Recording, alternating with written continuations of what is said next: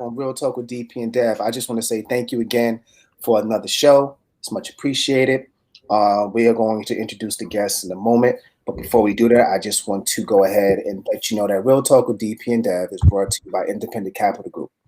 If you're looking to invest in real estate, but you don't have the time, we have professionals who are there to be able to help guide you through the process. In addition to that, Independent Capital Group guarantees that you will receive a 20% return on your investment. Again, that is a 20% return on your investment.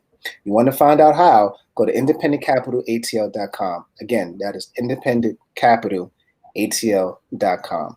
Independent Capital Group, owned by Black men, here to help Black people who want to make green money. All right. So, that's the end all be all, man. So before we introduce our guests, I just want to make sure to let people know. Listen, subscribe to our channels. Real Talk with DP and Dev on IG, Real Talk with DP and Dev on Facebook, Real Talk with DP and Dev on YouTube. We do these live videos every Tuesday at 7, as well as have good content for you. And when we start fixing and flipping our real estate investments, we'll make sure to have those videos on as well. DP. What's up, Dev? What's up, big fella? How you doing? I'm good. Good. You feeling good? I'm feeling good. Yeah, we got to also remind them to check out the website for the credit repair and the budgeting, the financial tools that we have on our website that they need to take a part of, you know what I'm saying, and get involved. I'm going to take a part of some of that credit repair myself. I need some repairing real bad, actually. So we'll get more into that, I guess. We're gonna dive all into all of that. So y'all are in for a treat today, man. I've known this gentleman for over 20 years. You're giving away our age, brother. I know. We're washed, but it's okay. We're washed, but it's all right though. But before we do that, before I introduce the special guests, I do want to say it is Black History Month, and each episode we've been kind of showcasing somebody pertaining to Black History Month. So today, I just want to give a quick shout out to the OG king that is Daniel Day. For those who don't know who Daniel Day is, that is the one and only Dapper Dan. All right. Dapper Dan is a cultural icon in not only Harlem, but in the world. There are a lot of high-end fashion brands that have stolen a lot of different things from Dapper Dan, specifically Gucci. But we're not going to go deep dive into that. But we just want to give credit to a cultural icon, a fashion icon, considering this is what we're going to be talking about today on the show. So Dapper Dan, cheers to you. And let's get with it. So, the guest today, Daryl Legend Love, owner of Evo Love. Sir. Either way, it's all love. Yes, sir. It is an honor. It is a privilege. It's an honor and privilege to have you on. All right. We're going to dive into not only how you got started, but what made you get into the clothing business in general, and how did you turn adversity into triumph? All right, because there's a lot of people who know you, who know what you've been through, but there may be some people who know you who don't know, some of the things that you go through on a day-to-day basis. Yeah. So before we do that, and before we dive into just chopping it up, as customary on Real Talk with DP and Dev, we have the guests raise it up and do a toast. Oh, so, yeah, I got mine. Hold on. I got to step away a little bit. Hold on.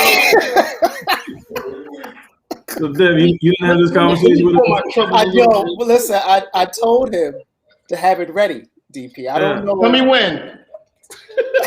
I don't know what's going on with the homie, man. Anyway, go ahead, man. Listen. It's your toast, man. Toast to whatever you want to, man. Let's get rocking. You know what? I kind of want to. It's not really about to anybody in particular, but as a whole, all of us are going through a lot, man. Right now, during these times, unsure times, unparalleled times, we haven't gone through these things, and it's hard for us to push through. Right. And we're trying to figure out what's next on the agenda, what's the next plan, what's the next play. Right. We're looking at our government, we're looking at what's going on in politics and religion and socioeconomic classes. It's all screwed up.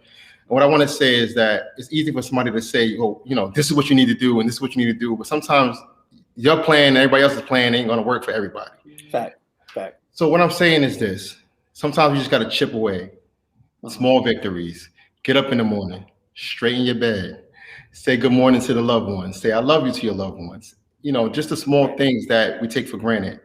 And I definitely feel like we forget the small things. That being during COVID and during all these times that have been going on, I took time to myself to step back and appreciate those small things. You know, even if it's 8 hours of sleep. You know what I mean? Like, just we need to appreciate the small things and push forward that way. And when you start tightening up the small loops, you know, usually you get, you know, a better turnout or a better situation for yourself. So I think I really want to pay attention to those things. And I think everybody to concentrate on those things. So, but I do want to thank a few people in my life before we even start. I want to thank. Let's get it. I want to thank Greg, 3MG, my creative designer. Shout out to DMG. Absolutely. I want to thank Anna Fernandez, right hand. Been there through me from thick and thin. She's basically like the backbone and the marketing behind Evo for a long time. I want to thank my lady, Melissa. Been through the trenches with me, thick and thin. And everyone has a small part in my story. But I wanted to shout them out big right now. And to everybody who supported me through the past 4 or 5 years, we've been rocking out with Evo Love. So that's the kind of thing I want to get out the way. And I want to let's raise it up. Salute. Guys. All right, so D, so listen, so I know you got a lot of support, which I am loving. You got a lot of support on IG, on your IG Live. You can keep it on, but make sure you tell them to also go to YouTube Live. Yes. Well, they can see. So, team, please. Go on YouTube, subscribe, Real Talk with DP and Dev. Facebook, Real Talk with DP and Dev. That's how you're gonna follow. You're gonna go to the Facebook Live. You're gonna click in. You're gonna tap in. You're gonna lock in, and we're gonna talk about some great things today. Cheers, Hustle. Please, if you can, Hustle, go to Facebook or YouTube. Real Talk with DP and Dev, please. Show love, subscribe, follow on the Instagram as well. If you rock with me, rock with them too. Yo, DP, D is doing our job, man. I'm trying to get a spot, DP. That's the spot. The screens were good with screen bus. All right, so check it out. So let's dive right in, right? Because I do want to talk about one of the things that got you started. But before we even do that, I want to talk about this. Now, DP and I, we hang out a lot. Right. And DP always gives me a hard time in terms of, you know, some of the things I may buy when it comes to sneakers, or maybe some of the things I may wear. And, you know, it may be due to, I'm not going to say it's a cultural thing. It may be something regional, you know, but growing up where we grew up, and I told DP this before, growing up where we grew up, fashion was very important. And this is not hyperbole when I say this, but fashion was very important in terms of even survival. Oh, 100%. Right? Can you talk about that and talk about, you know, how that has shaped your life? And I'm gonna share a story that we both share. You from up top also? From New York. From high school. Yes. But no. So just to give a little context, we did we've known each other since freshman year in high school, DP. So we've known each other for a good minute, but. Just to give it some context. Even that story. And he drinks wine on top of that too. You know what I'm saying? But look, I needed to take some wine after knowing this guy for 20 years. Come on, man. So check it. So Dev is not exaggerating, man. Where we come from, you know, it's very few things that you could do to be successful, whether you were playing ball, you were rapping, or you was getting fly. You know, it wasn't really much, you know, outside of that. I mean, of course, you know, you had the people who were brainiacs, you know, school scholars, stuff like that. But, you know, back when you coming up in our times in the early 90s, music was out, hip hop was big. You had, you know, Dipset, Rough Riders, Rockefeller, you know, it's all about swag and fashion. And, you know, it was an intricate part of growing up. You know, you wanted to have the best kicks, you wanted to have the flyest gear. And you realized attention was different. You know, you were given a different type of attention. If you dressed like a lame, people wasn't stopping to talk to you. You wasn't commanding a crowd. Right. But you know, you could put pieces together, and not necessarily the most expensive pieces, but put the right pieces together. Be relevant. You know what's popping. Know even from the clothing to your lingo. If you're talking like a square or speaking like a square, nobody's gonna associate with you. So even though and I'm talking for myself and Dev, because we came up, we cut from the same cloth, same neighborhood. we might have took the half an hour trip to school, and then now we done sagged our pants a little bit, put our hoods up a little more. You know, we changed up our demeanor because you can't walk through Harlem looking like a square. You fresh meat. Right. So it definitely was like I said, survival. You know, you wasn't going to get talked to or spoke to the same by whether it be, you know, the swaggiest dudes, the gang members, the females, and you're gonna look at like a lame. You was easy bait. Yeah. Because it wasn't one of those things where, you know, maybe later on when gang culture was beginning to be more prevalent as we got older, you know, like towards the latter end of our high school years, right? But even before that, you know, words hurt, right? So, you know, depending on the type of things you had on, like Buddy Lee's back in the day, you had those on, man, you was gonna get played real bad. And I'm just, you had on some M gears or some South Pole. Yeah. You know, it was over for you. Your whole career in high school was over. Yeah, it was one side of the But you know, DP. I mean, and I think anybody who's watching can attest to this as well. You know, when it comes to just high school in general, right? In high school, to navigate through high school is hard anyway, right? So the fact that you're making sure that you're staying fresh, that was just part of making sure that wasn't going to be something that they was going to get on you for, because there could have been so many other things that they could have really guarded you about, and they could have messed up, you know, your self-esteem or whatever the case is. So Dev, all of us had that awkward phase in school. Yeah. You had to do as much as you could to take away from that. Yeah. Your teeth was big, you ain't have a mustache and beard yet to hide the goofy chin. Yeah. Your hairline was messed up because your parents was not getting you a haircut every 2 weeks. You had to do your own laundry. Sometimes you missed the laundry week. You had to repeat some clothes. It's a bad formula. No haircut, no beard. Yeah. You ain't gonna make it. Yeah. To mention, you know, if you didn't have the scholastics and you weren't, you know, couldn't fall back on the books, and you wasn't a rapper and you wasn't a ball player, what was you gonna do? Right. How was you going to survive? How were you going to fit in? You know, and those are things that were like unspoken commandments, you know, like, you know, and I wasn't the most flashiest or flyest, or my parents didn't have it, but I knew how to put pieces together, and I knew how to like reorganize and you know, and figure out like what 2 pieces that I could finesse throughout the week to make my outfit look like I had 20 outfits, even though I only had 5 for the month. You know, you have to figure it out. And that's all of us. We all went through it. Clothes wasn't important back then. We all were just trying to make it. Our parents were trying to make it. Right. You know, whoever you were like, you know, living with, or who was whoever was holding you down, they didn't have it. They were worried about us making it to school on time, making it home safe, and having food in our belly. Yeah, and that was the end all be all. It was no, oh, you got to get the newest sneakers. And there were kids that were, you know, that had those things, you know, but our priority was making sure we graduated, and our priority was making sure we had food in our belly and were able to get up on time. Because half the time our parents weren't even home to make sure we went to school on time. That's a fact. You know, so half the time you graduated, that was an accomplishment in itself. You actually had to push yourself to graduate half the time. If my mom was at work at 7, you better believe I was still in the bed. And Dad was knocking on the door like, man, you better yeah, let's go. We need to get on the train, man. We're gonna be late. That's a lot. That was a lot. Like you said, it was survival for us. You know, you getting dressed in the morning, and you're like, I ain't trying to get clowned today. You know, I wore this yesterday. Someone say I had the same clothes on yesterday. What can I wear today that's kind of spice it up? And even though I don't got the money, I don't have the threads. What can I do to kind of change how people view me? Right. And I think a lot of that, like you say, is like, you know, it brings it back. But you know, to fast forward, it's how I thought as I got older. You know, I never was somebody who had a lot of money or all the resources, but I knew how to finagle. I knew how to network.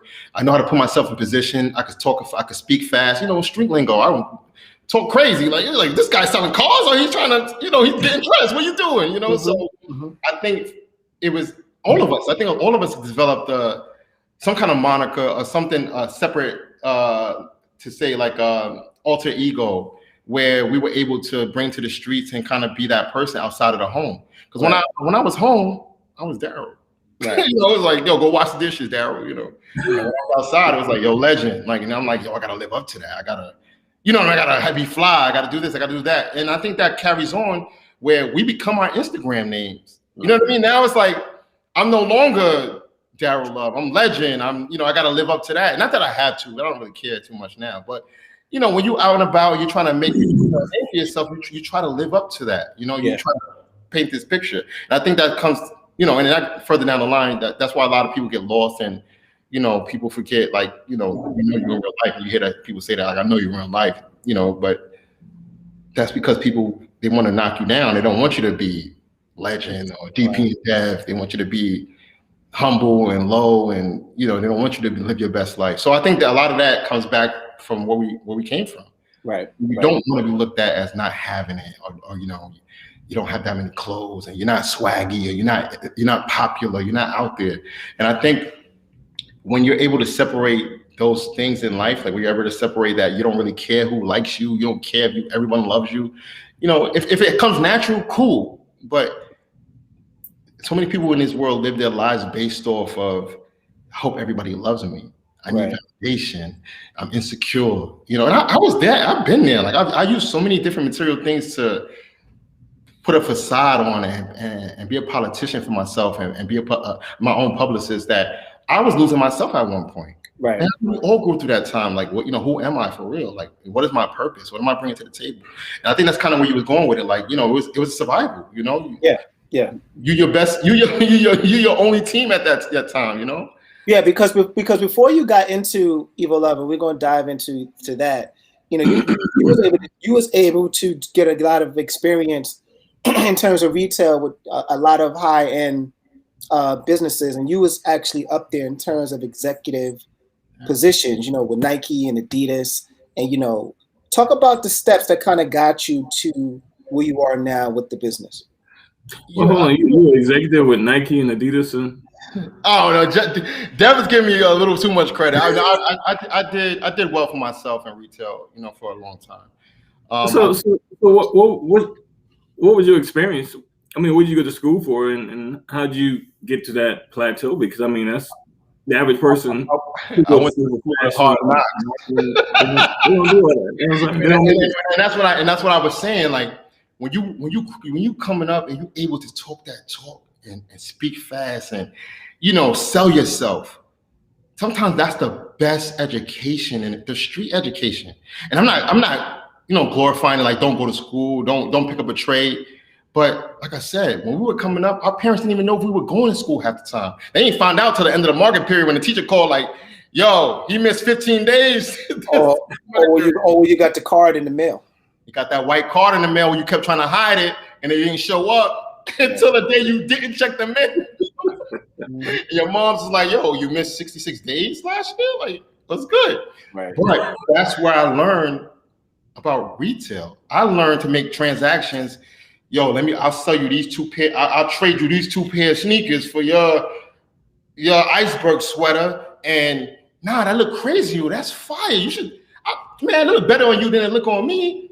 You take that sweater. I'll keep these 2 sneakers. They kind of trash. You don't want them anyway. And even while they're the best sneakers on the market, I done finagled somebody out of the best shoes in the game. And that's why I kind of learned just being able to fast talk. It never was school. It was me being hardworking, me being like I said, for lack of better terms, a politician for myself, being able to put on a face and kind of paint a picture to everybody and to sell myself. Because if you can sell yourself, you can sell anything. People will buy, for lack of better terms, the shit off the floor from you.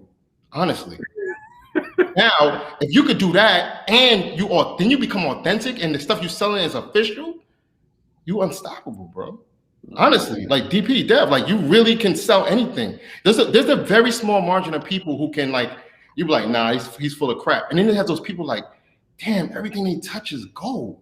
And I'm not saying that's me. I'm not trying to toot my own horn, toot. No, I'm joking. But everything they touch they're successful at it.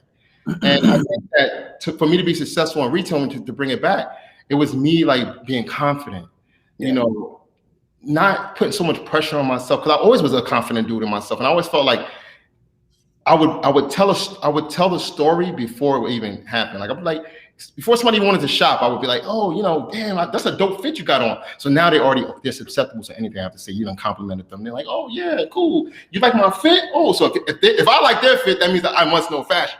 So he must know fashion if he likes my fit. So now, So now I'm like, nah, that's fit is dope, but you need to check these shoes out. And you know, it kind of like snowballed. It became an avalanche. And at every company I worked for, Nike, I started as a part-time sales associate. I didn't take it serious. I did it because it was, you know, I was always about money. It was extra money. It was a great company to work for. I love fashion. I was like, you know, I'll do it. You know, let's see what comes from it.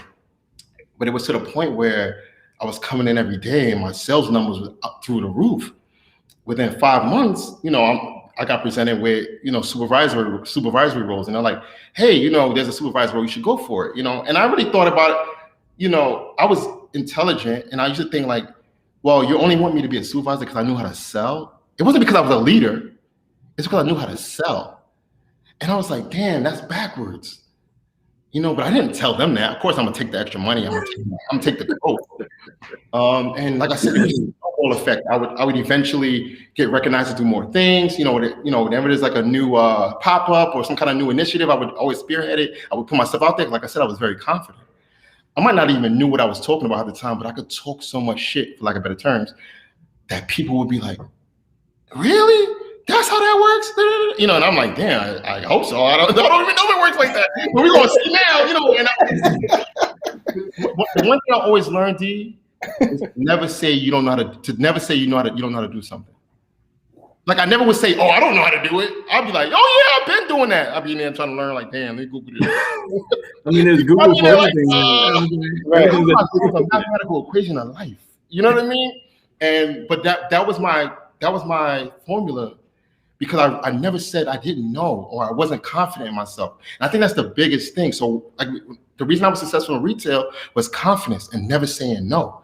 And it's a gift and a curse, but like I said, and within a year, I was a department manager. I was a coach. I was flying out to Portland, doing brand presentation development meetings with some of the biggest, you know, people in retail. You know, the Jean Jackson, who's like the Oprah Winfrey of retail. You know, I would sit down and present in front of her and tell them why my category was so, you know, instrumental in retail and how I was having double-digit growth in my category, blah, blah, blah. You know, and a lot of times, like I said, I was winging it. I didn't know what I was doing. I just was cool with people. Like I had a network. I was people person. People was buying from me.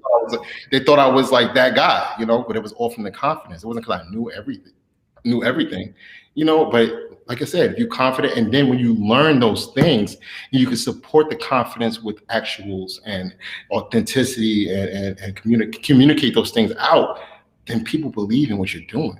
You know, then it's like, okay, now not only is he talking stuff, he's backing it up.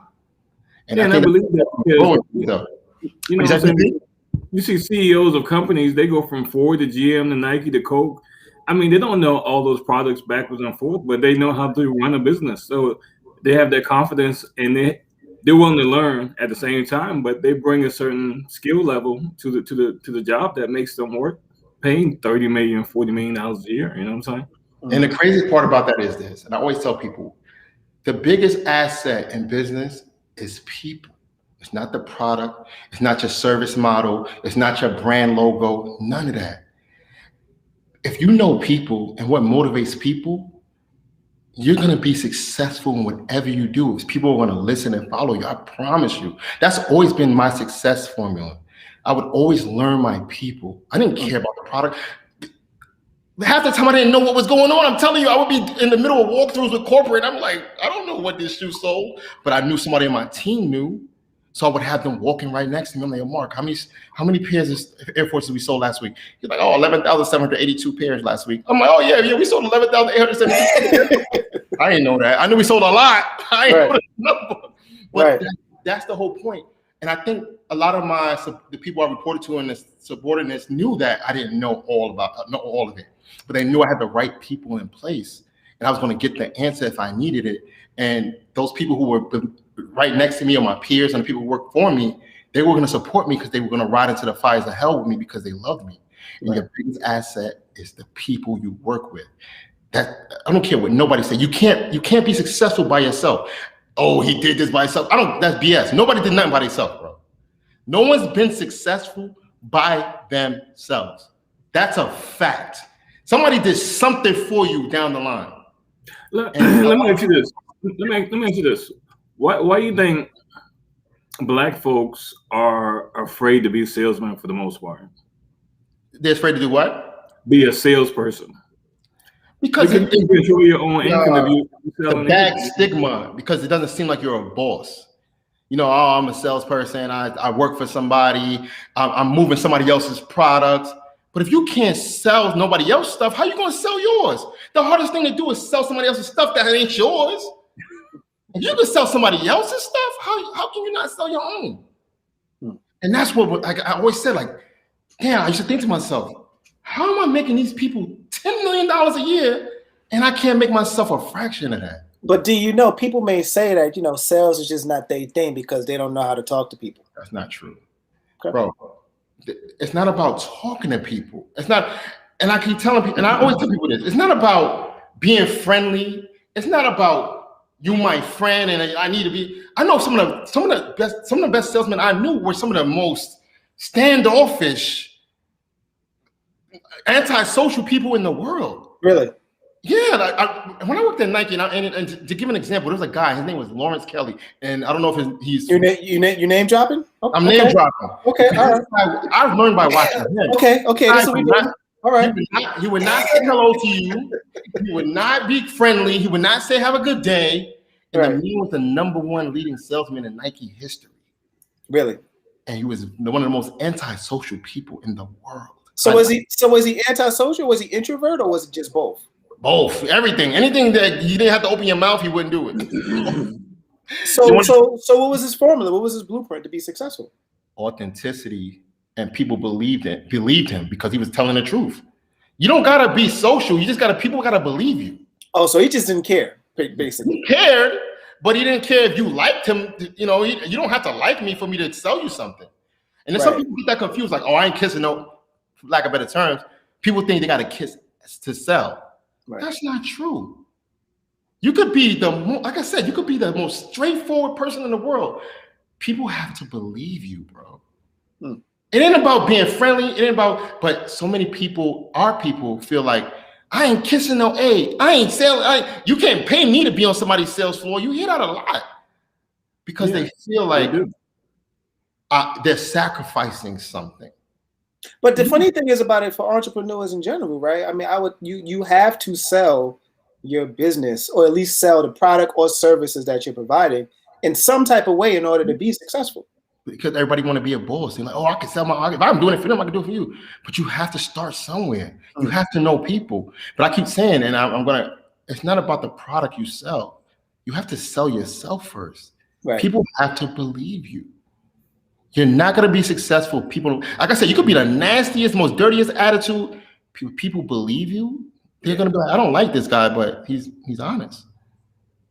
You know, and that's the biggest success story you can ever have. If you stand behind your word, if you're honest with people, they'll still support you. They don't gotta like you. And it's a double-edged sword because people could like you and support your product too. Like, I know if there's people that support me and they're like, I don't really need a hoodie, but I'll buy it because I mess with Deep. I mess with Legend. I'll buy his stuff. And I know sometimes like this guy done bought every hoodie I own, and I know he needs no more hoodies, but I'll see that sale come in, and I'm like, wow, like, and a lot of it is because they believe in what I'm doing. They believe in me. They trust me. And they're like, you know what? If I'm going to spend money, I'm going to spend it with this person. You're going to get to that too. DP, I know you had another question. Yeah, everybody's not going to come from the hood and up north and this, that, and the other with that go get it. You know what I'm saying? I had to be like all my life mentality. So, and you see all these gurus selling all these courses all day, every day, trying to give me $59.99, $69.99. And I'll teach you how to sell anything to anybody. You know what I'm saying? DP trying to be one of those gurus. Yeah, the Wolf of Wall Street. Tell me this pen. No, I'm kidding.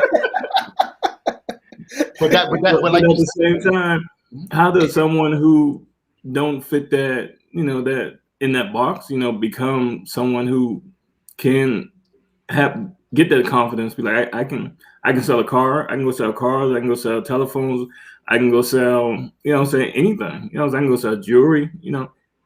And what's the common denominator in the folks that are successful and the folks that are not successful? Passion. That's the biggest thing. You gotta have, and there's days that you're gonna feel tired, you're not gonna want to do stuff, but you gotta be passionate. If you're passionate about not being broke, if you're passionate about product, if you're passionate about people, if you're passionate about your family, if you're passionate about anything, use that as your fuel. If you're passionate about all of it, then you can't fail. If you know you got to put food on the table and you're passionate about it, if you know that, you're passionate about being successful and moving a product that you believe in, how could you fail? And failure is and that's a bad term to me, because I feel like if you wake up every day and try to do something positive or different than the day you did before, I don't think it's a failure. I think that it's a learning process. And I don't want to sound like a cliche, like, there's not a loss, it's a lesson. No, you do lose some things here and there, but you try not to let it happen again. But you can't go through life repeating the same mistake over and over and expecting a different outcome. And what they say, that is insanity, right? Mm-hmm. So if you can learn from the little things that affect you each day. Like I remember when, I would get up in the morning, I would never straighten my bed. And I'd be like, I don't care, I'm gonna come back and get right back in it. And this when I was younger, and I was like, my mom used to be like, you know what? When you leave your bed like that, when you come in, it's one more thing for you to do. And you how do you feel when you see your bed like that? And I'm like, I'm gonna get back in it, making excuses, but you think about it, when you straighten the bed in the morning and you look down at the bed, and I always use this scenario, it's a sense of accomplishment. How does your room look that much better? When you straighten your bed, your room look like a different room. I don't care what nobody said. Mm-hmm. If you pull that cover real taut in the corners and flip it, flatten the pillows out, fluff them up a little bit, you can almost swing that the rest of your room ain't dirty. I swear, do it. Go ahead. I want everybody to go home and try that. Fluff them pillows. If you could do that in your life each day for one thing, your life will change. And you're passionate about it, your life will change. I promise. If you could leave your house 15 minutes more early and not be stressed about being late to work each day, your life will change. Your quality of life will change. And I think that comes from being passionate about not having to worry about. Right. You don't want to stress each day. That's why a lot of people have bad days. Oh, I'm having a bad day. And when you ask them why, it'll be some silly stuff like the iron broke and the train was messed up. And then if you would have left 15 minutes earlier, the train would have not mattered. And if you would have got up earlier, you wouldn't have to worry about the iron because you could have finagled. That's what the parents tell the kids. Exactly. And that's a whole nother story. You know what I mean? That's a whole nother story. Right. If there's nobody to show you those things and tell you those things and kind of lead you in a positive direction, mm-hmm. and not everybody needs the guidance, but sometimes you need somebody to put their foot up your butt, and be like, hey, this is the way things are gonna be, or to tell you that, hey, you're making a big deal out of nothing. This is, this is water under the bridge. You got to push forward. Right. And if you don't have that in you, and if you don't have that passion, and that's why I said, ain't nobody get nowhere without somebody helping them or motivating them or pushing them or doing something little. Like if somebody call you that morning and be like, yo, I bought a sweater, they did something for you. Right. If somebody told you, yo, you're going to be late, they did something for you. I don't care it might sound little, but I appreciate those types of things. I appreciate this right here. Like you reaching out like, we looking at, we would love to have you on. Like that meant something. We're gonna get some free sweaters and t-shirts. Is that what you're saying? Hey, I knew that was coming, DP. You've been drinking. Let me see your glass. Nah, definitely, them care packages is definitely gonna swing out that way. We always gonna support our black folks, regardless of what the situation is. We need these forums. We need these platforms, especially right now. The socio climate that is going on right now. We need an outlet. We need somebody that's going to kind of put us forward, put us in the forefront, put our brands out there, let us speak, be heard, support from all of our brown and black brothers and sisters and everyone else, it's not. And then we saying that brown stuff too. You know what I'm saying? No, listen. From the hood? It's not even about that. You need to have me back on too to talk about that. That's a whole nother thing. But it's not even about racism. It's just classism. Yeah. People forget it ain't about your color of your skin because you come from a low poverty. I know people that were Russian, Albanian, Asian, Indian that were from the same walks of life we were. That was eating a butter roll and tea for the whole day like we was. Now see that's different from being from down south because you don't have the right. We didn't blend like that down south. You know what I'm saying? You might have had some Native Americans, but you might have not, Yeah, but their grandparents, their great grandparents are Indian. You know what I'm saying? From down south. You know what I'm saying? Well, man, But this is, all of us got Indian in us. When I fill out my application to work, I say I'm part Indian. I'll tell you this. I wish I had some of that good Indian strand hair, but that's so, you know, and I tell DP a lot, like, yo, listen, you know, the reason why I say support, you know, Black and brown specifically is because, you know, like DP alluded to, you know, it was a little Walmala Island. I'm sure the demographic. Walmala, it's down South period. There were Puerto Rican in Mississippi or Alabama back then. Right. So you know, you grew up in the Bronx, and it's like, you know, you see it's a melting pot. You see all different colors going through the same things. So same you know, that's where I come from time to time. But you know, I digress. Yeah, anyway. That's another conversation for another. But I feel you on that, and I really feel like we all in it together, man. Outside of the skin color, it's just, you know, some of us just got dropped off the boat from Africa before others, and their hair got softer because they was in the water longer. Yeah. It wasn't in the sun as long, but we all from the same struggle, man. All of us. You know, we got to stick together. I'm not saying I'm a racist per se, but, you know, so I want to help our people get there first, because I believe every other race have their best interests at heart first. And then if you're a friend of theirs or you in their community, then yeah, you go along with them, or they'll help you along. But if you're not in their community, I mean, when things hit the fire for Black folks, I mean, you see the same Black leaders. I don't see people who are not Black leaders for other cultures out in the forefront, you know, saying, hitting the pavement for us. I mean, they may be a part of the protests and this, that, and the other, but when it comes to making real change in America, politics and policies, you know, it's our people who, and some of our people don't even do it for us. You know what I'm saying? You hit the nail on the head.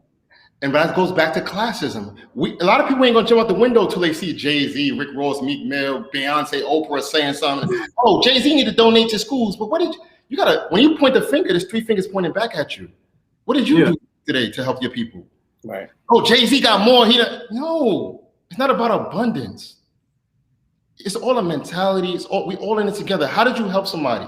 Well, I'm gonna let you know. My cousin gonna start sending you some messages, because you know you sound like an elitist. You know what I'm saying? Oh, I wish You're hot and heavy on the chat. No? And like I said, this is the chat for another day. And I would love to come back on and we could kick it about those things, but you know, it's all you know. Hey, listen, D, for the record, his cousin calls him an elitist too. So let's just all be clear on what's happening here. All right. Anyway, as we keep it going, D. And he just responded. You just text Al Sharpton. Hey, shout out to Cuzzo, man. It's gonna be an interesting week next week, man. But hey, you know, Darren, I do want to talk about stuff. I do want to dive into something that's very important, and you alluded to it. You talk about I'm laughing at the comment again. You're talking about, you know, people go through things, and you know, you don't necessarily call it failure, but you go through, you know, just going through life, period.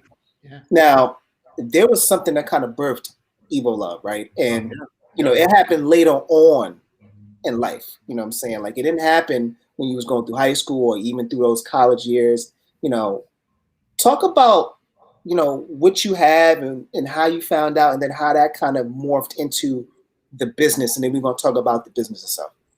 Yeah. And that was a good segue.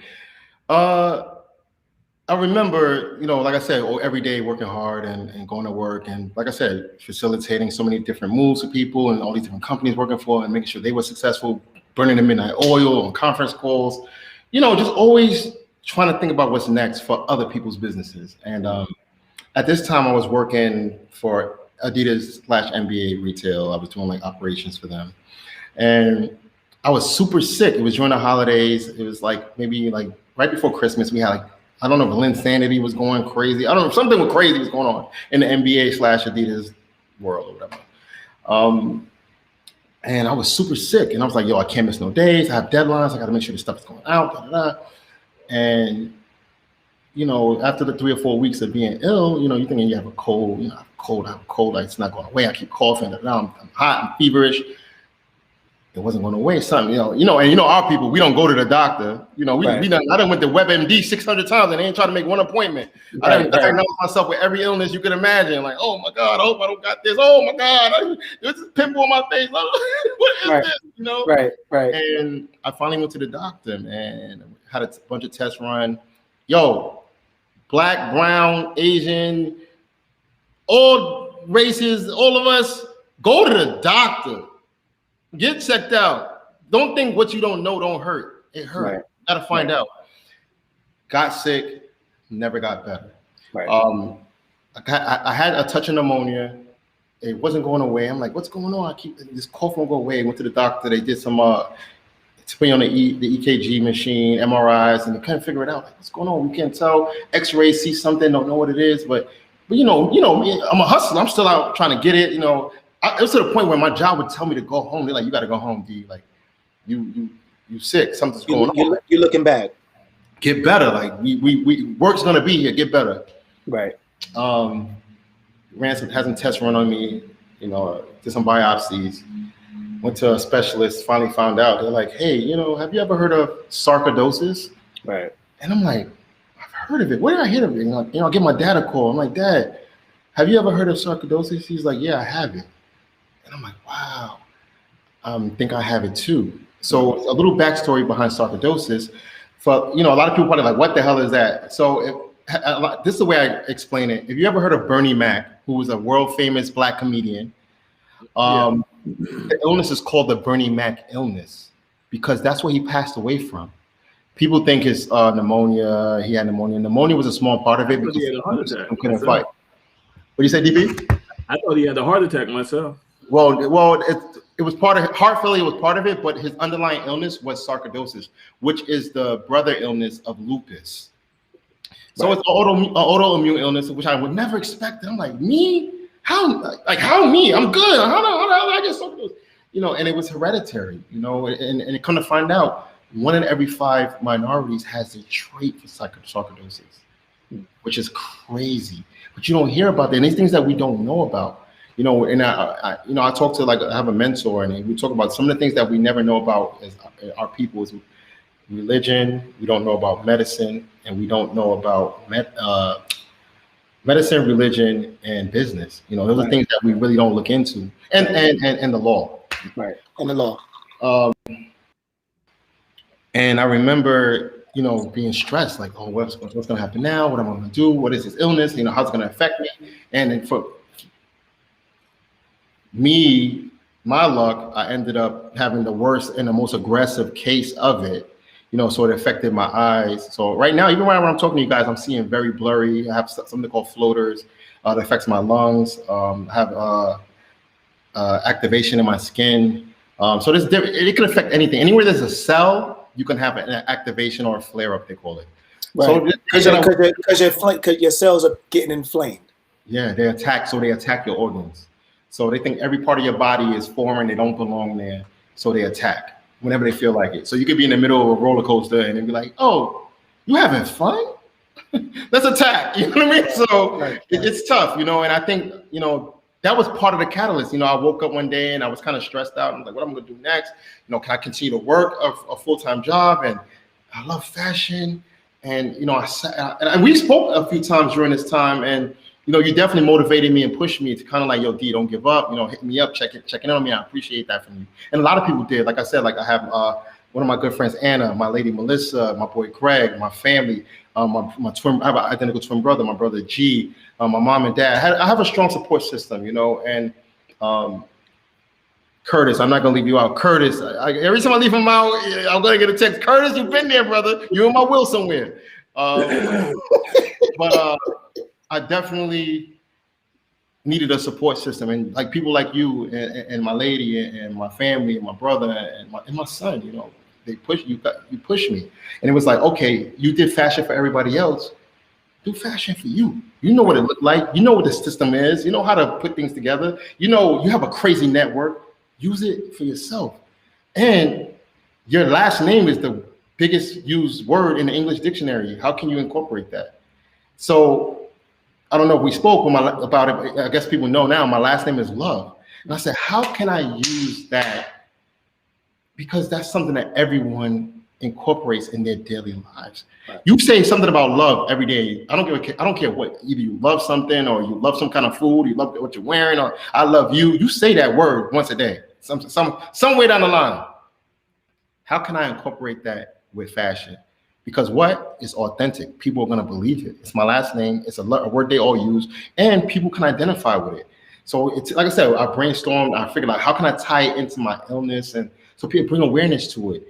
And I realized that it's not something that only I was dealing with. It's something that a lot of people were dealing with. Men, women of all walks of life. No matter your sexual preference, your sexual connotation, your skin color, everybody's suffering from something.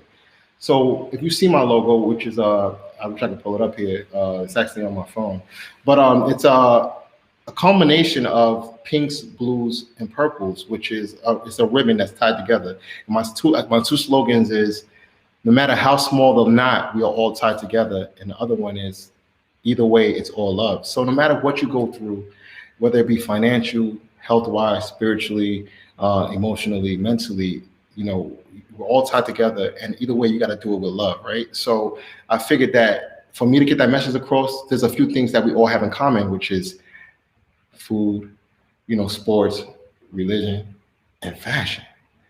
I said I would use fashion since I knew fashion to kind of tie it together and kind of bring awareness to it.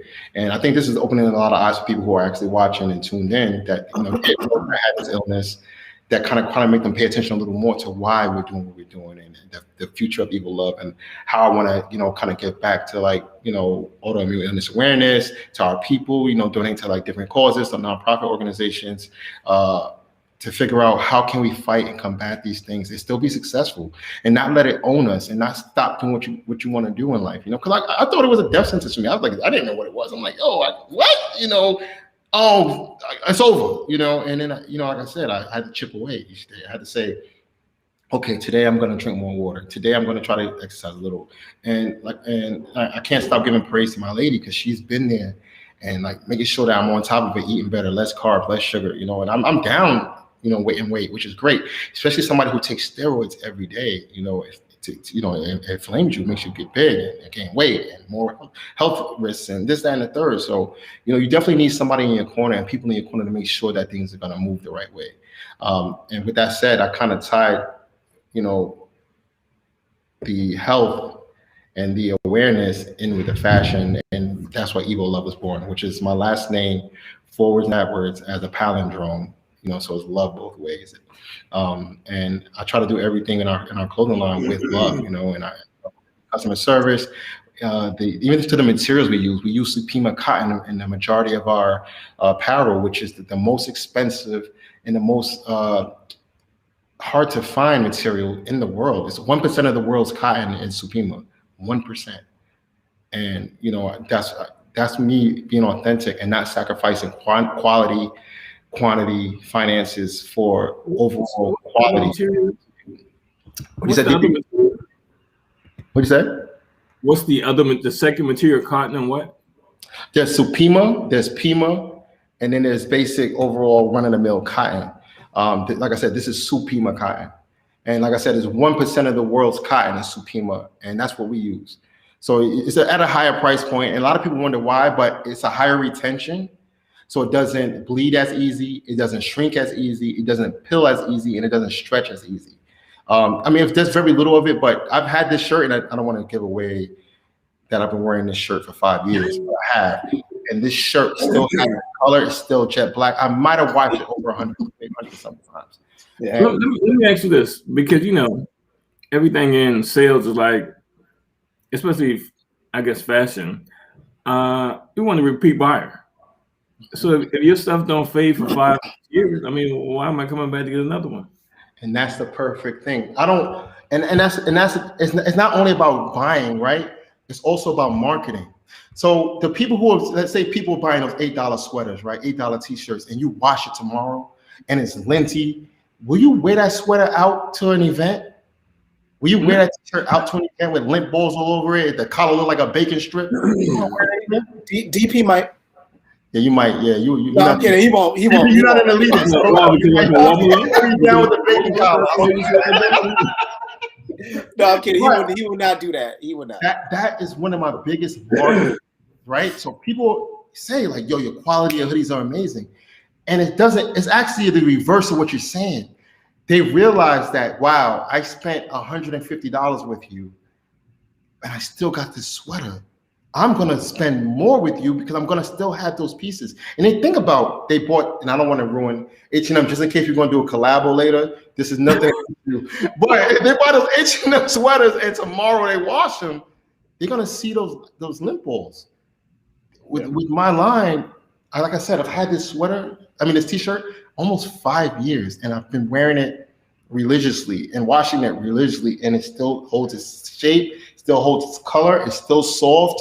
And like I said, I wasn't going to sacrifice the integrity of my brand by buying things that I knew that I wouldn't wear and I wouldn't feel comfortable selling to others. And that's where the authenticity comes in. That's where the passion comes in. That's where commitment comes in. And people see it. They know when you're trying to, people will support you once. They'll buy a $100 sweater that gets linty, but see if you see them again. I might not get you again this year, but I guarantee next year you're going to remember that sweater and you might support me next year. It ain't about getting rich. People don't get rich off of fashion. They get rich off of branding themselves. So yeah, you have a clothing line and you're doing this and doing that, doing this. That's when you become successful and you start making that money because people believe in you and your brand, not just the products you sell. So when you see FUBU, Draymond John, and he's worth $400 million, it wasn't from FUBU. It was from all the other accolades and all from selling FUBU, he might have made $200 million. It wasn't from selling the actual namesake, but it wasn't for the clothing he was selling. There's no way. You gotta move hundreds of thousands of units. Maybe Zara, European, they make billions of dollars because people are just brainwashed that anything European is better, but it's not true. But for the most part, if people believe in you and your brand, the sky's the limit. You just got to figure out how to brand yourself in other aspects, whether it be real estate, whether it be credit You see the sales kicking. Whatever, if you're looking for credit repair, you got to check with DP and Deb. If you're looking for real estate and those things, you gotta brand yourself out. One stream of finances is not enough nowadays, and it's sad, but it's true. And you have to figure out. And Evo Love fashion is not the end all be all. I'm looking at other avenues, but I do believe in there being a staple of your brand, right? So something that Evo Love, our fashion line is going to always be there. It's something that I've always had a passion for. It's going to always be the staple of my umbrella. But I do want to branch out into, say, real estate, and I guess I have to talk to you guys about it, and maybe other things that I don't want to put on here, and other people start stealing my ideas. But I definitely believe that you have to put out the best quality stuff, man. Like whether it be like your process or the materials you use or the overall people that work with you, you have to have the best with you. And the people that believe in your brand and have passion in your brand. Even customers, like I won't sell to certain people because I feel like they won't represent my brand correctly. They'll be like, oh, I want a sweater, but now you charge too much. Once I start hearing all of that, I'm like, word, that's crazy. Yeah. Yeah, next time when you're ready, you can buy one. What's your website? You got people asking about your website. Good brother, you gotta let them know. Yo, man, yeah. So just so you guys don't get confused, I own the domain, so it's not a .com. It's www.evolove. Don't leave out the O. evolove.company. evolove.company. So www.evolove.company. 100% Black owned. Authentic, committed to quality and premium products. Well, let me ask you this, because you said everything really is about branding. DP is the Charlemagne. I already know you envy. Listen, it's a good mix. Let me dive in. Let me stab you a little bit. Charlemagne from he close by my hometown. He's from the script. He came from down south, That's why it's a good mix. I definitely appreciate the. you were talking about the brand earlier, and now everybody is into, I need to build a brand, build a brand, build a brand. Yeah. Everybody don't know, and even us, we're trying to build a brand. You know what I'm saying? So do you have a brand manager or somebody who is in your camp that makes sure that your brand is protected at everything you do? You know, That's me, man. That's me. I am the protection. I am the end all be all, but I do have a team of people who support me. Then I got North Carolina's going crazy on my website right now. Okay, Charlotte, I see you. Thank you guys. I appreciate that. I just got 2 sales. Thank you. Definitely want to say that there's a team of people like in my circle, like I said, whether it be friends, family, those are your protectors. Those are people who are going to be passionate and brand ambassadors for you. They're going to be ones giving out your cards, giving out their cards, sending people to your website like you guys just did. Like I literally just have 5 or 6 people on my website right now on my That's website. what's up. So I appreciate y'all. But You're welcome. welcome and shop and use Love 25 at the checkout for 25% off. We will send you the address to where you send the flag. The care package is flying in. But like you said, like you have to be, you're your marketing, you're your photographer, you're your videographer, you're the CEO, you're the banker, you're the treasurer, you're everything. You're the model, you're the contractor, bro. You wear all the hats. But I do have people, like I said, I have my man Greg 3MG at 3MG on Instagram for embroidery services. Sorry for the plug. You're looking for vectors, you're looking for apparel design. See my boy Greg, aka G Stacks at G3MG on Instagram. You can follow him. Let me add to that too as well. G does phenomenal work, and if I'm not mistaken, if you need things digitized in order for them to be embroidered, you want to holler at G as well. I remember when you first started the clothing line, and one of the things that you was doing the 3M reflector. Yo, can you say that again? Like, who's one of the originators of the 3M in the street fashion? Yeah. So when you was doing the 3M reflector joint, I believe G was a part of that as well, man. So he was the brainchild. Yeah. So shout out to G for doing all the phenomenal things he's doing. Nah, 100%, man. He's definitely very hard worker, very committed. He's gonna give it to you straight. I think I lost my whole live joint. Go ahead, just multitask, man. Run it back. Why you do that? You know why you do that? While we have a moment, I do want to talk. I do want to ask you a question. Mm-hmm. You know, a lot of times I look at my stats, man, and this one is very important, specifically when it comes to branding. So it says that the first 4 years of operation. Mm-hmm. Businesses only still operate after the first 4 years, and that percentage is 47%, meaning over 50% of businesses fail within the first 4 years of inception. And you guys have been rocking out for about 5. Going on six. So what makes Evo Love still be able to keep moving forward when it comes to the brand itself? I think it's a culmination of things, man. I really think that, like I said, just having an overall big network of people who support you, 1. 2, I really feel like passion is, like I keep talking about that and I keep bringing it up, but if you're not passionate about something, if you won't let something die, and there's many days that I wake up and I'm like, bro, it's over. Like, I'm done. There's too much time, too much energy. I don't want to go to the post office no more. Like, I'm done. I don't want to do it. And I know there's days that you're like, not today. I'm not gonna go look at no houses. Like, there's days that you're gonna have those feelings, and if you don't have it inside, and you don't have people around you to be like, yo, keep pushing, keep doing it, you're gonna give up. And if you don't have it in you to restart, those dreams are gonna die.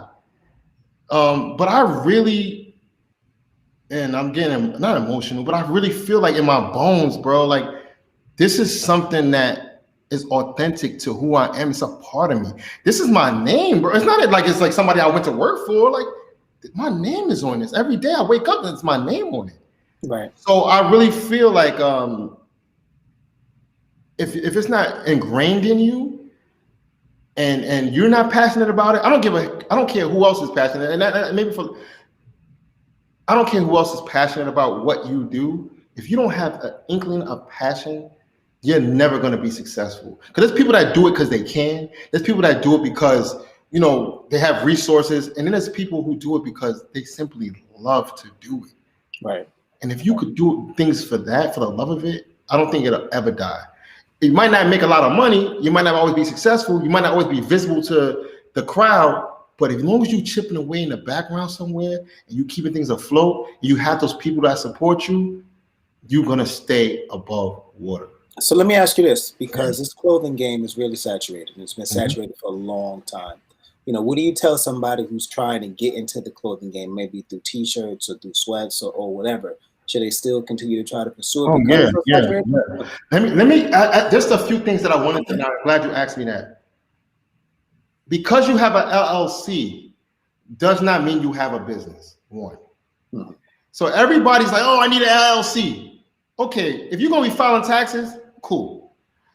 If you on your Trump stuff, who want to really be paying taxes? Nobody. And I'm getting that's some free game. I don't want to really tell some people don't get an LLC. But if you're only selling 100 T-shirts a year, you do not need an LLC. Get you a logo that you like and you're passionate about. Get you 100 blank T-shirts. Get you 50 blank hats and start you a clothing line. Get you an EIN number. It's free. It's a social security number for your business. You don't have to file taxes on it or anything, but it establishes a beginning for your business. It's free. Go on .gov. You can type in Google. How do IRS.gov. .gov and EIN number and search. It'll come up. Don't pay for it. It's a free service. There's some people that are going to make you pay $250 to get the EIN number. It's free. They're going to ask you 30 questions and give your EIN number right on the screen. Print it out. You are officially somebody. Free game for free game. Third, start you a social media about the business you want. Even if it ain't nothing on it, get the name before somebody else get it. Right. You know, don't be sitting there like, oh, I didn't think of a name yet. Man, if you don't put your regular government name up there and own that page, those are three of the things that I always want to urge to people. You do not need to be official to be official. You don't need to have an LLC. You don't need to be paying taxes already. You don't need to have the business cards and all that. Like, everybody, oh, I need business cards, bro. Where are you sending people to? People, I'll be like, what do you need a business card? Where are you sending people to? Where are they going? Who are they contacting? Do you have a business line? Man, give them your cell phone number, brother. Right. You know, and people want to do the most with the least. Right. Stay in your lane. I've been there. I've done that. I need business cards. I need a website. I need this. And I ain't sell one shirt yet. Yeah. To piggyback on Dev's question, there's a lot of brands out there. You know, what do you tell folks that say, hey, all this competition out there, how do you set yourself apart from everybody else? Because, you know, they can go down the street and get another shirt. I know you said the quality of your shirt, but there's some high-end shirts that I don't know what that material you using, but you know they use some good stuff too. Yeah. What do you say to those folks that say, man, I don't even want to get in the business because everybody got a brand? How do you stay, you know what I'm saying, relevant and stay on the cutting edge and making people looking at you versus the other folks out there who doing the same thing or something similar? Right, and it goes back to what I was saying. Your biggest asset is people, and also your relationship with them. So if I can have a cheap ass clothing line, right, which is cool, and I don't want to, like I said, I don't want to sound too inexpensive. Yeah, inexpensive, but. And there's people that are really gouging people, like, okay, bro, like you paid $1.50 for that Gildan tee and you charge $100. Like, there's people that are doing it. But what I'm saying is this: even if I was doing a run-of-the-mill line and I wasn't worried about premium and quality, people would still support. And it's because of the people believing in you, you being authentic, you being transparent, honest. That's what's that customer service aspect of it, that part of it is what sets people apart. I know people who selling some of the best product and the people don't get their product, they stuff for 18 weeks and they give you a nasty, they don't even answer the phone when you call them. I kid you not, when people DM me and text me, I get right back to them. If I fumble the ball, I'm picking back up and I'm scoring a touchdown for the next transaction, or I'm doing something to keep them loyal to the brand. And I think a lot of people don't realize that customer service and your relationship with people is going to be the difference between you and any other brand. And that's and the third thing is the story behind your brand. You know, some people will be like, yo, my clothing line is money over everything. Right. How does that separate you from anybody? And that's what makes companies like Nike so amazing, because they have history behind every product they sell. You can tell a story about the Air Force One. You could tell a story about the Dunk. You could tell a story about the Air Max. You could tell a story about, you know, whatever the case. You could tell a story about Nike, how Bill Bowerman and Phil Knight shook hands on $1,000, and now they have $1 billion corporation. But how many people could give an authentic story behind their brand and people can like attach themselves to it? Right. Not many people can. And that's why brands, just like any other thing, die out after 3 or 4 years. Look at clubs. How many times do you see a club rename itself in Atlanta? Gold Room, this, that. A lot. There's no story behind it. You a club. Nobody knows no history. How long Studio 54 been in New York? Since the 70s. It's still there. I mean, it's a club. It's for Broadway shows, but Studio 54, the name still remains because there's story behind it. There's a history. People are not creating a history behind their brands. So people are not interested in hearing about it. They don't care. You're going to die out next year. It's going to be the next new wave next year. And so I always urge people to be passionate about what you're doing and have some kind of like interesting story to why you're doing what you're doing. It has to encompass who you are. It's a wrap. It's a wrap right there. What you got, DP? Go ahead. So I've listened to the I do the audiobook. I listen to the Fubu dude. Oh, Draymond John. Yeah, I listened to the story, right? How he got started, and some of it was luck, some of it was talent, some of it was a major risk him and his mom took on the house and this, that, and the other. You know what I'm saying? Yeah. He said refinance the house, right? Yeah. You know what I'm saying? And he was doing stuff out of the house. He had a whole assembly line, you know what I'm saying, or a seamstress, a seamer line out of the house, you know, making the shirts and stuff. And he started off, you know, with champion shirts and just covering the champion logo, you know what I'm saying? With the you gotta make it till you make it, DP. Yeah, and going to the trade shows and 7 shirts. And don't even have a booth, and had to take folks back to the hotel room, hanging on the window. Yeah. And getting $300,000 orders, and you know he had to figure out a way to, you know, fulfill those orders. So everybody who comes in this fashion game is not going to have that level of orders, because everybody not taking a chance like that unless you have some type of, you know, say a little bit of legacy that you're gonna be in the Macy's or I'm saying one of those major department stores. I'm trying to find backing or something. Yeah. So what do somebody do? Somebody who may have that idea, or are you taking apprentice or somebody who may be a designer who may have these shirt ideas, and they may be like, yeah, I need somebody just to take my idea and run with it and just give me a little small cut. You know, because everybody, it's almost like multi-level marketing. Everybody don't have an insurance company they're gonna build from the ground up tomorrow and sell insurance from and have agents. I was one of those people, but what I did do was, like I said, I chipped away. I started small. I figured out what I could do, right? And I educated myself online first and figured out, okay, what are the things that I could do for free to start my business? And these things I would start with. But the main thing is this: there's so many things you could do that you don't need money. This t-shirt print to ship shops now online where you could create a picture of a t-shirt and submit it, and they will make the tee, ship it for you, and send you your cut. And guess how much money you spending? Nothing.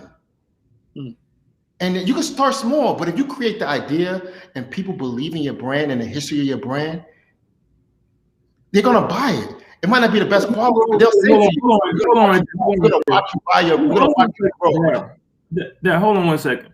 So, Dad, how long you knew this guy? I don't want to answer this question.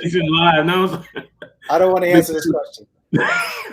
When we were doing our t-shirts for the turkey giveaway, you knew this guy there. We went to high school together. So, whenever this guy reach out, I'm there with bells on. I'm there with bells. Whenever y'all need me, I'm there. We'll have this conversation offline there. Okay. Yeah, I'm there, my brother. Hey, Sure, DP. I'm ready. yo, So, listen. but what I'm saying, you know, some people got this idea, and they may have some shirts that they've already created that, like, I was trying to figure out what is Evo love. And I'm like, oh. And then you said the backwards and forward. You know? I was thinking about that. I'm like, that makes no sense at all. but that's right. Because I think I'm about to lose y'all. I think my phone, my battery about to go out. Oh man, I'm waiting for my charger to come down. You still hear me, right? Yeah, keep going. But that's the great part of it. It's going to cause a conversation. What is Evo Love? Why should I buy Evo Love? And what does it mean? You know, people stop me in the street. It's like evolve, and I'm like almost. And then like evolve. I'm like almost. And then they look. Oh, there's an O in there. There goes the conversation. And that was the whole psychological part of it. You know, people, you look so fast. You're like, you know how many people send me pictures of awnings and other stuff, and it says evolve, but it reminded them of my brand. Yeah, I got a cool story. So I was out one night running the streets of Atlanta, and and I happened to have a chance outing while I was with Polo the Don and Kerry Hilson. And I just so happened to have the sweatshirt, palindrome joint, the black hoodie that I have. That's actually my staple. That joint, that unit. And I'm chilling. We out there. We coming out of the spot. We chilling. And Kerry looks at my shirt. First of all, Kerry Hilson tall as hell, but that's a double story. It doesn't take much because I'm a short dude, but she's tall. But she looked at the shirt and she was like, Evo Love, and I was like, yeah. She caught it on the first try. She caught it on the first try, and I was like, because I was like, yo, because everything is, because either way, it's all love. Wow. And she was like, I like that. And so immediately, DP, this had to be like 2 a.m. Immediately, I text. Oh, you was in the streets. I was in the streets. I was out there combing. But anyway, so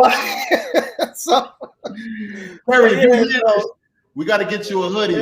Yeah. So it was kind of dope. That my cool story, man. So that's amazing. That's those are what are gonna catapult your brand, right? Those stories right there, where Dev is a consumer, wore that sweater, someone who of some kind of stature notices it, says something. Now it's gonna become one of the sweaters that he's gonna look to, like, yo, I might throw on my Evo Love joint because Rihanna might see me tonight in my Evo Love.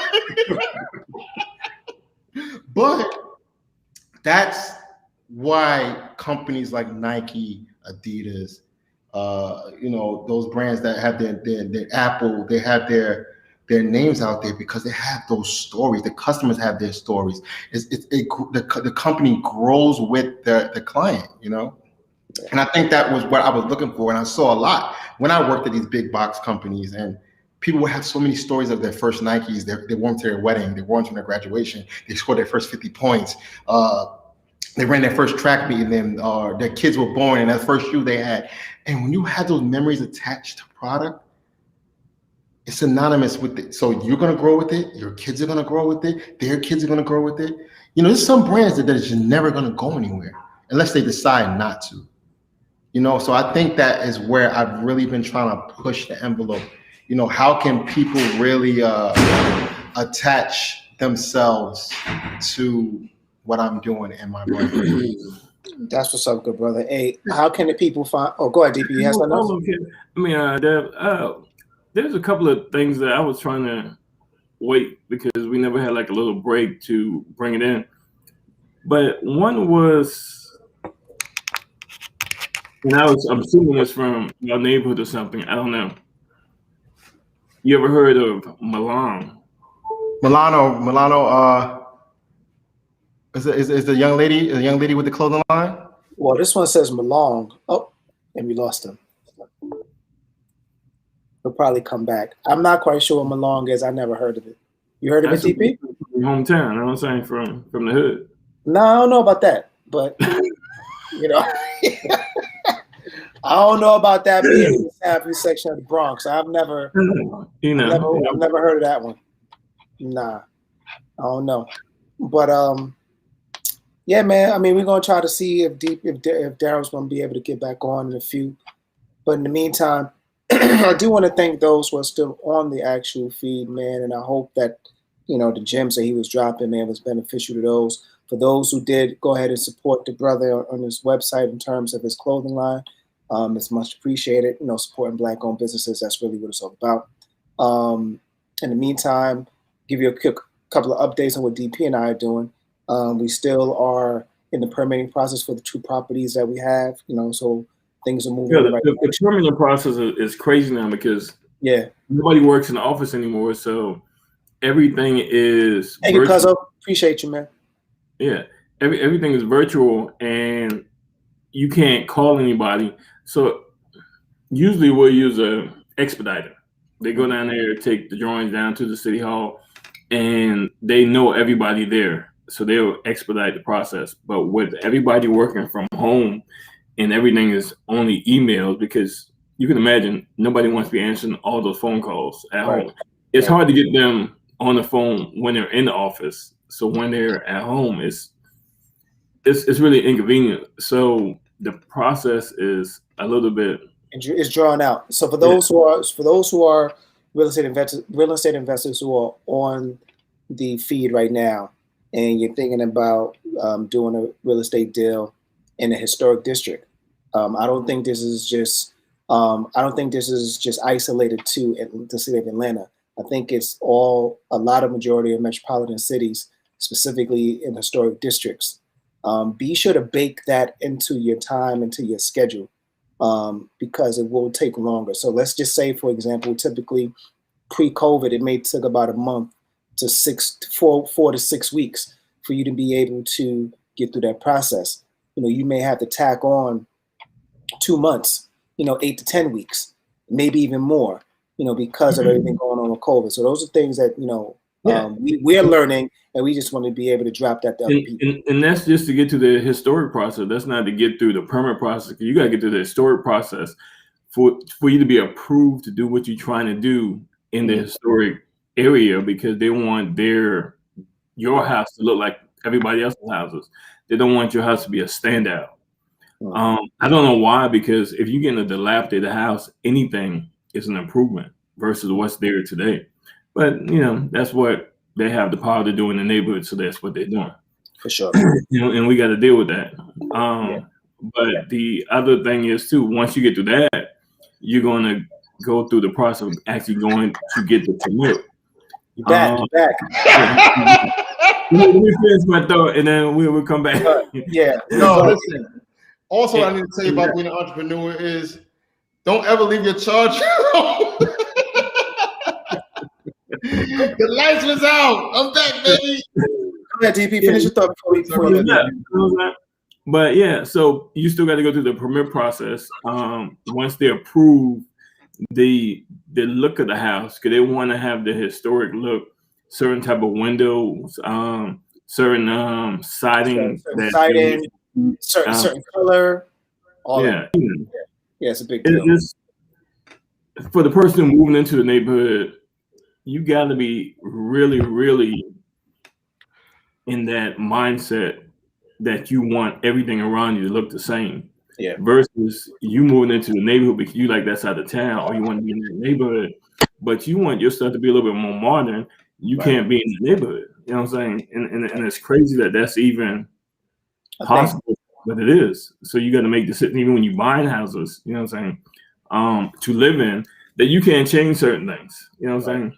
Right.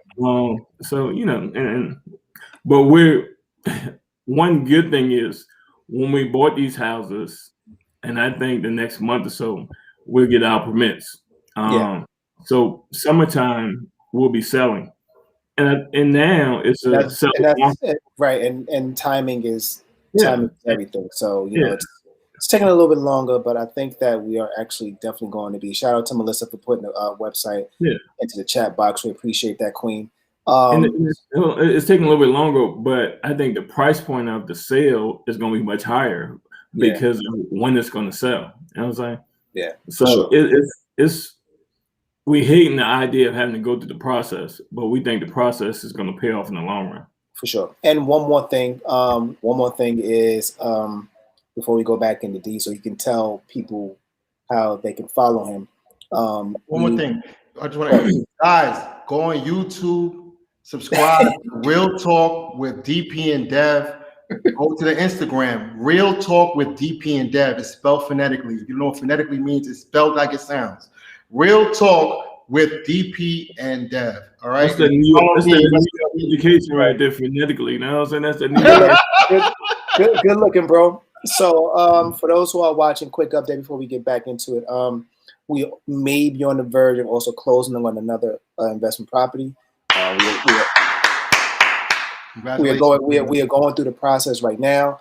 Hopefully everything goes according to plan. Yeah, because what you want to do, you want to have inventory, right? You know what I'm saying? Because you never know what the price point is going to do. Because right now we're paying more for the raw material, right? And if the raw material keeps going up, you almost out of business because it depends on what the consumer is going to pay for the end product. You know what I'm saying? So we're trying to stockpile a little bit of the raw material so we know that we got it for this price point. And it's like fuel. You know what I'm saying? Gas goes up even though they bought it a year ago. Now I'm saying the same gas in the ground of the gas station that was there 2 weeks ago. Why are you charging me more for the gas that was there? You know what I'm saying? You just change the price willy-nilly. You just answered a question you asked me earlier. Right. And that's but you also want to keep the same quality of your homes. You want to have the right materials. You want to have the right people selling you those materials that you can trust. Right. So you have to. I mean, house is gonna. Real estate's gonna. That's why people get into it. Between real estate and sneakers, those things have some of the biggest resale values in the world. Like percentage wise, a sneaker might go from $180 to $75,000 when you look at all these different Yeezys and everything that came out. Same thing with real estate, but the people who create those materials know that, and they say, well, we know DP and Dev gonna buy more properties and they need us. They're saying it like that. They're saying that they need us. And you do though, because you know what you're getting with them, and you know that you could, even though they might not be your friend, and you know that damn they charging me more, you can trust them because they're in the business to make sure you stay with them. Absolutely. But they also know that you ain't gonna go nowhere else because they got that work, right? Sure. So same thing with fashion, the same thing with these brands, the same thing. It's all a revolving circle, a revolving cycle, and it's just in your best interest to figure out how to use those networks and those relationships to say, yo, come on, we've been dealing with you for 5 years, man. Like you gonna keep raising the prices. Yeah, that's how DPP talking to his lenders at times. No, I'm dead ass. I'm not even last week. Come on, man. I'm not even playing. That's how he do. But that's based on because of the track record that he already laid. So and that's because your authenticity, your commitment, your honesty to these people. So now you have that relationship where they trust you and they say, well, he's not going nowhere. I can afford to give him those prices. I can afford to give him that, put that extra bank in there with them because I trust this guy. He's authentic. He's official. He means what he's passionate about what he's doing and what he's saying. Sure. And that's, you're going to stay successful because of those things, DP. It's the same exact thing. And I'm trying to let all our black folks eat at the same time. You know what I'm saying? You don't worry with the brown folks. Let me worry with the black folks. All right? Listen, ain't nothing wrong with a little arroz con pollo and fried chicken at the table together.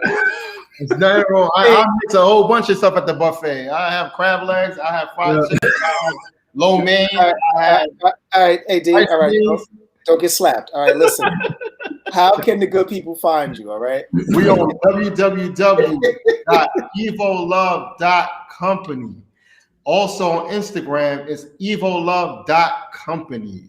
And we have a sale going on right now digitally. If you use the code LOVE25 at checkout, you get 25% off your purchase. If somebody wanted to reach out to you just for some free games, there's no reaching out, man. You got to call my assistant, who calls my assistant, who calls me. No, I'm joking. Oh, all right. If you want to reach out to me, it's like Nike. Listen, all right, okay. You could DM me. If you know Dev, you can hit Dev, and Dev can get you in contact with me. You can text me. You can call the Evo Love company line. Is actually in the contact info in the bio of the evolove.company Instagram. And I'll give out free game. I'm not here. I don't, like you said, I want to help our people too. So I'm not here charging people like, oh, they want to know what is the next move for them if they want to start their business. I'm gonna give it to you straight. I'm like, listen, you need to get 100 t-shirts. This is where you're gonna go get it from. You need a logo made, I can help you out with that. You need embroidery, I can help you out with that. You need to find out where you're gonna get your next restaurant materials from. I know somebody who got a restaurant, a wholesaler place. Like, it's all about steel sharpening steel. Now I always tell people, back in the Western times, back in the day, it wasn't about currency, it was about bartering. The blacksmith gave the butcher. Now it sounds like he said this. It could be. I like barter systems if they make sense. It works, man. It works. It does. Sometimes that you're not gonna have all the resources. You're not gonna have all the finances all the time. But you might be able to put somebody in touch with somebody who does. And that might be the difference between you brokering a crazy deal for yourself and you saying, oh, well, you can't do nothing to help me. So, and I don't really need that, that you don't have the money I need. But it's been many days where I was able to put situations together because of the network I had and the bartering system. And I knew somebody who had a venue that I could get so-and-so to use, but I wanted so-and-so to do something for me. And you have to utilize that nowadays. And we don't forget, and this is off subject, but the American dollar is losing its value. Yeah. And we have to figure out. It needs some cryptocurrency. But listen, also, if you don't got the know-how and you know how volatile digital currency is, people are reluctant to dive in it. There's still people that rely on the American dollar. If you don't got the American dollar, having a strong network is the second best thing. Your name is your credit. That's what's up. Let me make sure, Daryl. Let's say somebody got this logo idea, and they may have $5, $10, $20, $25,000, and they need a mentor. You got that? I'll work for you. You got $25,000. You hiring, brother?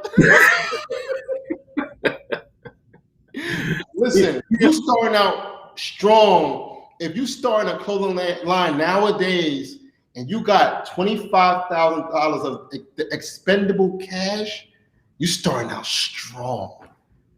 You don't need $25,000. So you got $25,000. There's no reason why you can't make yourself successful if you're passionate about it. Can you mentor them? And your fee included in that $25,000? I'm not trying to make you work. I can't make you do anything. I'm not trying to ask you to work. No. If they're doing $25,000, we're gonna put Louis Vuitton out of business. Listen, and like you said, if you come in with that amount of money, that means your credit is good. If your credit is good, you're at a point where you can start a brick and mortar location. And you could have multiple streams of income coming through there, where you could have your clothing line and your real estate company and your vending machine services and your daycare and all those things rotating different finances, and each one of them is paying for each other, where that $25,000 is coming back to you every week. And that's the problem, where we don't have the access to those funds immediately. But that's where the hunger comes in and the passion comes in, because you eventually want that. Yeah. So the people who have that, you starting off way ahead of the people who started out with nothing. That's so they need the credit repair. They need the credit repair. I mean, because the credit repair. And that's where you come in. And they need the brick and mortar. That's where y'all both come in the real estate. But you don't want nobody who's not passionate about it either. Because they'll put $25,000 up and think, okay, why didn't make me $250,000 yet?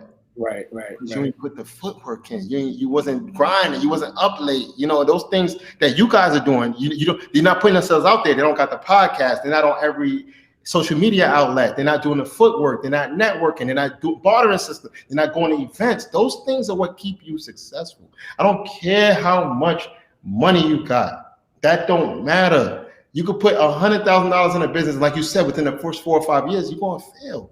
Yeah, because all those other things ain't clicking. Over 50%. 100%. Yeah, it's crazy. DP, you got anything else? I got like 50 other questions. I was like, Rapid fire. Time is money, man. Time is money. Where we at? Yo, where the sponsors at, man? I'm drinking this. What else you got? I thought it was Ace of Spades, but it's the 2 of Diamonds.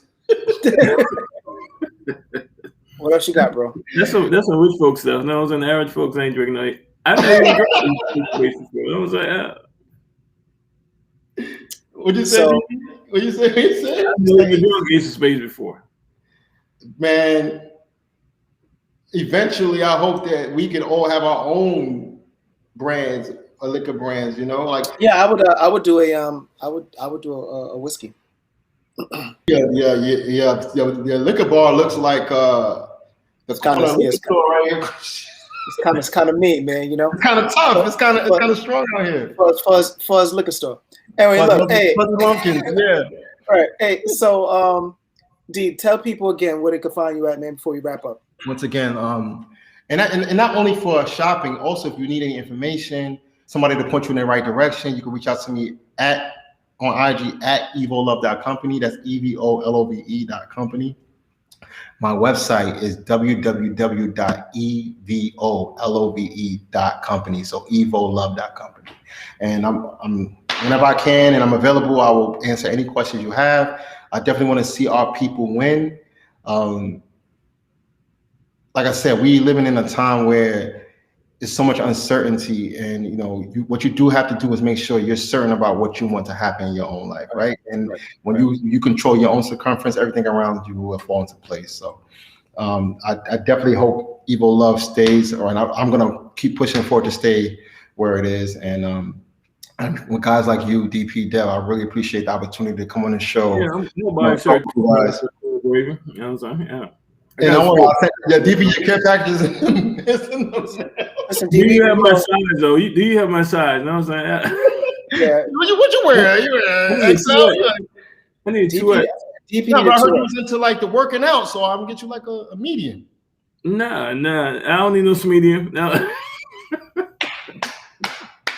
Hey D, man, we definitely gonna have you back on the show, man. I think it's important to have refreshers in terms of business and branding and things like that, man. So just as long as we're doing this platform, man, we'll be able to have you back on the show. And another thing, I think we need you to do is a almost like a outline.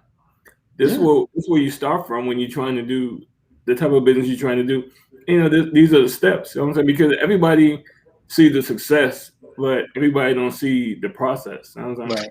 Right, for sure. And the process is always forever growing, changing, and like I said, with the times the way they are, you have to be able to be nimble and navigate and maneuver through. You know what I mean? So every day I'm learning myself, and I'm learning my company and what's next, and how can I finagle. Like there was a point where, like, we talked about Greg, and he was like, "Yo, I'm making masks," and I was like, "Masks? That ain't fashion, that ain't swag." And we was making masks, and the essential workers were reaching out, and we were facilitating to all the essential nurses that were flying in. Shout out to Brittany from Ohio, who supported and had the essential nurses who were traveling nurses flying into New York during the toughest part of COVID, who were rocking Evolove masks. So we definitely appreciate you. We got wasn't he on last week, Dev? A week before last? Yeah. He was on the week before last. Jamie. Yeah, he got a mask coming in, executive mask. So we need to link y'all up. Yeah. Put them in touch, man. Let's figure it out. He's not brown. He's not brown, man. He black. Well, listen, I don't care. As long as they making green, that's all that matters to me. Like that. As long as it make green, it's me, man. Like I said. Oh man! All right. I definitely think this is an outlet that a lot of our people need, man. We appreciate you. Hey, listen, man. I need to have a referral service where I can. I was gonna say, look, man. If you know some people who want to be on, man, give them the names. Let's do it. Funnel them through it, and it's not just fashion; it can be business. Art, music, everything. Let's do it, man. Let's bring a light to it, man. You guys have a really good platform. I'm excited to definitely be a part of it, and I appreciate the opportunity and time you guys invested in Evolove tonight. So I really No doubt, brother. man. Thank you so much. And next time you come down to the basement, you know what I'm saying? I don't know why Devin didn't invite you this time. You know what I'm saying? Yo, Because he's up top. That's why he's not here. No, he's not here. Listen, No, he's in New York. you don't hear me, man. He thought he heard a little southern twang in my voice. He thought you was down. No, he's up top, DP. He's in the Bronx. Listen, it would be my pleasure to come out, man. That's my brother right there. Like I said, over 20 years, man. Like before we had Underarm here, that was my brother. So I definitely look forward to taking a trip and being with you guys. Like I said, if I could come down once a month and we could facilitate something, I would love to do so. Yeah. I think that we definitely need these outlets for our people, and we definitely need to make sure that there's something where we all can be, have fruitful situations for all of us. Definitely when it comes to the real estate. And like I said, if anybody who's following me needs credit repair, definitely follow up with DP.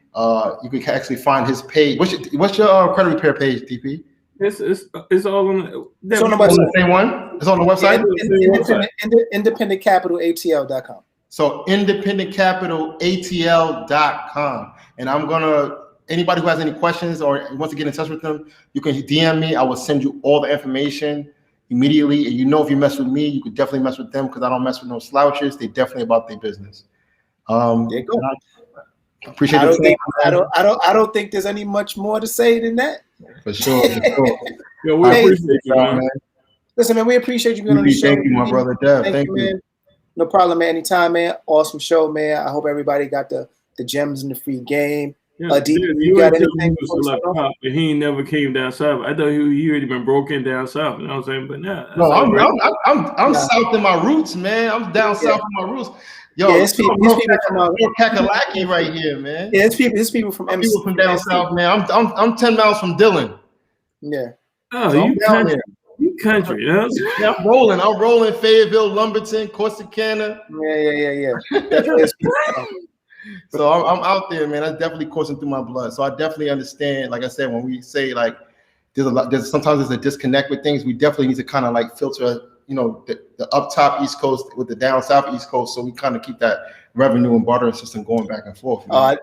Yo, D, I just want you to know that the session has been approved, I believe, by the matriarch, the queen, that is Pearline Peterson. That's my mother. That's my mother. So that's DP's mom. So listen. So the queen has approved the session. I appreciate so we good to go. All right. We did our thing, man. All right. Hey, so look, Mama P. So look, for those who are watching, again, we appreciate you joining. Listen, tune in next week because it's going to be a treat. In addition to that, make sure you subscribe to all the major platforms: IG, YouTube, and Facebook. And it's going to be controversial too, because right. We're going to be talking about black folks, not Reverend Sharpton is going to be the next show. It's going to be very interesting. Yeah. It's going to be a challenging conversation too, which is good. Which is needed. It's necessary.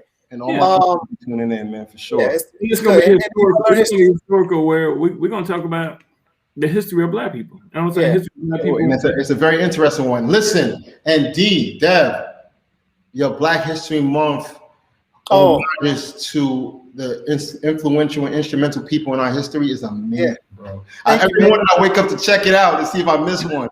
Yo, man, just continue to spread it to the people, man. I'm learning a lot myself, man. A lot of stuff that I never knew, like I really pay attention to. And that's the point. These Black History things I'm doing, man, is just because. And for those who are watching, you can find it on our IG page. But I'm doing it because these are people who we may not know. 100%. And I'm going to do one tomorrow for somebody who's still alive that is very important to our lives. And I don't know if they know that this woman really is as important as she is. So, it's just some of the things I'm just trying to spread love and give gems, man. Was it Cardi B? Was it? No, Megan Thee Stallion. No, Megan Thee Stallion.